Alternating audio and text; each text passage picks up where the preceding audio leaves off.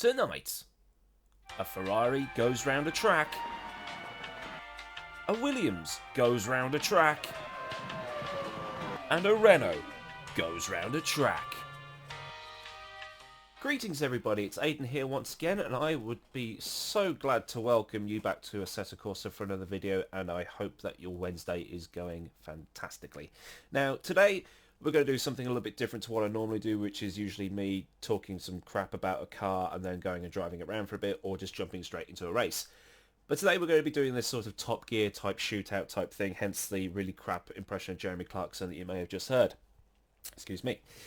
Now, within the last few months, we've had three really cool V10 era, early 2000 Formula 1 cars released for Assetto Corsa in the form of this, the MSF Williams FW24, the ASR Ferrari F2004, which was released as a public download last week, and more recently, the... oh, I've forgotten who they are. VRC, that's who they are. VRC Renault R25, which you will have seen me drive last night or whenever because of the way that I schedule uploads and things like that. So what we're going to do is we're going to take each of the three cars to Silverstone. They're going to do one hot lap, keeping the default setup where possible because I'm trying to do things fairly and things like that, and we're going to try and see which of these cars is best. The Williams. The Williams is best. Sorry. But I would love to drive these three cars around Silverstone, but I'm not going to. I'm going to, in the spirit of Top Gear, leave it in the hands of a tame racing driver. Now, some say that he absolutely refuses to wear shoes. And in the recent UK general election, he ran as a parliamentary candidate under the name of Lord Buckethead.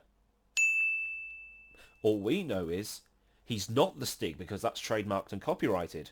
He is called... actually, no, he's called Aidan. Yeah, so... to Silverstone! Okay, so what we've got happening here is we've got the Williams doing some weaving because it's just done a formation lap. All three cars will do a formation lap before going onto the grid as he's coming through Club Corner, making sure everything's set just right. Just getting some heat into the brakes. A couple of burnouts, make sure those rear tyres are nice, hot and sticky. Optimal grip off the line to pull it up onto pole position. And the revs build. And he's off. Lots of wheel spin off the line. You better get that traction control back on because this car's going to be absolutely impossible to control without it. Hear that V10 BMW scream as it comes through into the farm section. Hard on the brakes, second gear. Clip the apex on the inside. Bring it back to the right hand side of the track. Now we've got to cut back in, kiss the apex there, and then just get that foot on the floor as quickly as possible. Let the traction control do the work. Run it out wide onto the Wellington straight. Power up through those gears. That thing's going to build up to about 19,000 RPM as he hits the brakes again. Drops it down to third for Brooklands. Gets on the curb. That's completely flat. Use it into Luffield. Takes a wide line through here. And then when he's comfortable, he's going to boot it. Get right onto the outside for Woodcote Bend, where the old pit straight is. Kiss the curb on the inside, ride the curb on the outside, use all the track, then drop it down one gear, touch the curb on the outside before bringing it across into Cobbs. And he's gone wide. We're going to let him get away with that because you don't actually gain that much time by doing what he did. He kept a little bit of the car on the curb, and now he's understeering all the way through Maggots and Beckett. So if he did gain an advantage through Cobbs, he's lost it here. His rhythm has been completely spoiled. Onto the hanger straight, he's going to hit nearly 200 miles an hour, about 199 miles an hour, before hitting the brakes again, down into fifth gear for Stowe. He's gone a bit wide through there, he's really pushing hard. And then he brings it back round to where we started the video. Hits the curb, oh no, he's just missed the curb on the inside of Club. And he brings it round, foot flat to the floor, brings it through the final corner, rides the curb on the outside, and across the line. Okay, now so Alonso coming round to start his flying lap. Getting a bit out of control with his burnouts there. Takes his position on the grid. He's a little bit over the line, but we'll let him off for that. So we'll hear the revs building. Oh, listen to that. That is gorgeous. And away he goes. Traction control on level 2 like it was in the Williams. And he's going to go flying straight into the first corner. There's an apex somewhere, Fernando. Coming up into the farm section. Oh, a bit of a lock up there. Kisses the apex there. And coming out, he's going to get on the power. Open the taps. 19,000 revs from that Renault engine. There's no speedometer on the dashboard of the Renault, so we don't know how fast exactly he's going. Brooklands on the apex. Beautiful. Drop it down into first gear. Remember, this car's only got a 6-speed box. He's taken a little bit of a tighter line through Luffield compared to the Williams. Now through Woodcut. Using all the track like Montoya's Williams had. And just look how fast that thing looks. It's got way more grip than the Williams had. But what would you expect? It's a car from 3 years later. Much better through Maggots and Beckett's. Taking a little bit of a wider line through that final part. It's flat out onto the hanger straight. Car looks absolutely gorgeous. And sounds just as good too. Up the hanger straight, 200 miles an hour. Look at those brakes glowing. Apex of stow. And then into the final part, club corner. Bring it round. On the power, flat out, let the traction control do all the hard work. And Fernando brings it across the line.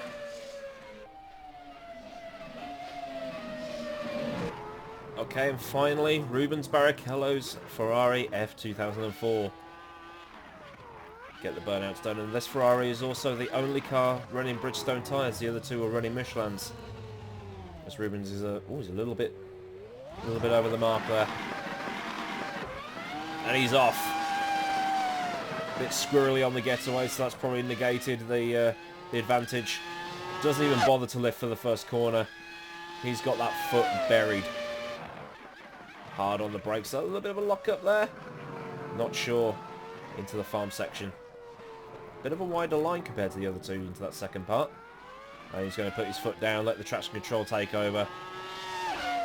Wellington straight. Car's going to hit about 200 miles an hour up here. Hard on the brakes down to third gear. Brooklands cuts the corner, cheeky boy. And takes a super wide line into Luffield. Rides the curb on the inside. Points it at the exit and he's off. Woodcut for the final time. Lets the car go wide. Drops it 2 gears to be safe from cops. Well, that's compromised him a little bit. He hasn't gone as wide as he probably should have. Maggots. Beckett's. And whatever corner that is that leads onto the hanger straight.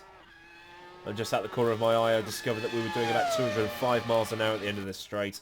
So this car is an absolute rocket ship. No wonder it was so successful. Ride the curb on the inside of Stowe. He's got a bit wide on the exit. We'll let him off. Hard on the brakes. Can he beat the Renault? No, I don't think he can because he's locked up and got a bit too deep into club.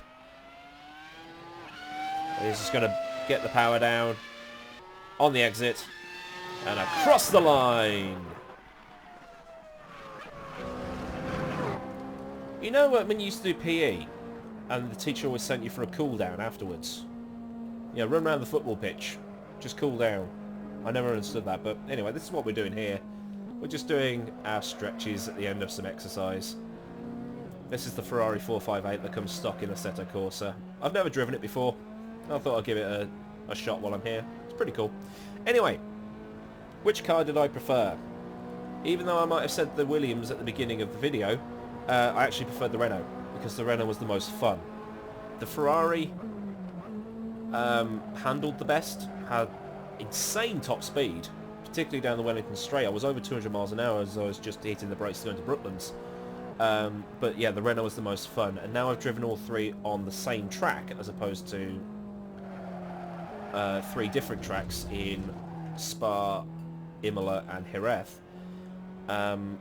We can see how they handle independently and in a much more fair environment. And I will say, all cars had the same amount of fuel, all cars ran the soft tyre where available. Michelin had the super soft, but they ran softs. So there was a little bit of parity there, just for like temperature purposes and things like that.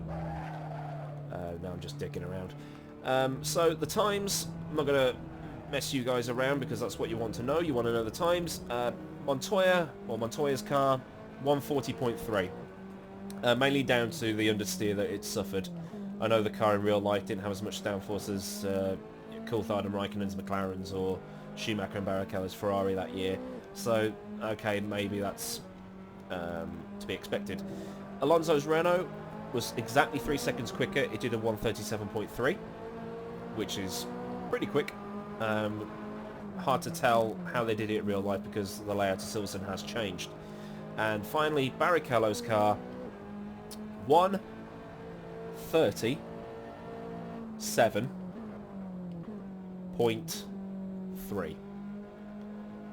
Exactly the same time. Now, I did balls it up going into club. Maybe I should have redone the lap for fairness, because it's going to look like I rigged it in favour of the Renault, but I didn't. Understeer. But you know, like I say, even though the Ferrari was the easiest to drive, I would take the Renault over a race distance because of how fun it was. And VRC are onto a winner here, I think. So yeah, until next time. If you want to, grab yourself a drink and check out anything else I've done, you're more than welcome to do so. I will be back as soon as I come up with an idea for another video. If you did like this video, let me know in the comments. Let me know by clicking a thumbs up. If you really enjoyed my work and want to see more, then the subscribe button is right there underneath this video, so you can be notified of future content. And if you want to become a super fan and join a notification squad, there's the little bell icon, so you can find out when I've got a new video coming out. So until next time, everybody, I've been Aidan Millward. Have a fantastic evening if you're in Britain right now. Anywhere else in the world, whether it's morning, noon or night, have an incredible day. Thank you for watching. I'll see you soon. Take care, stay safe, and goodbye. If I bleed tonight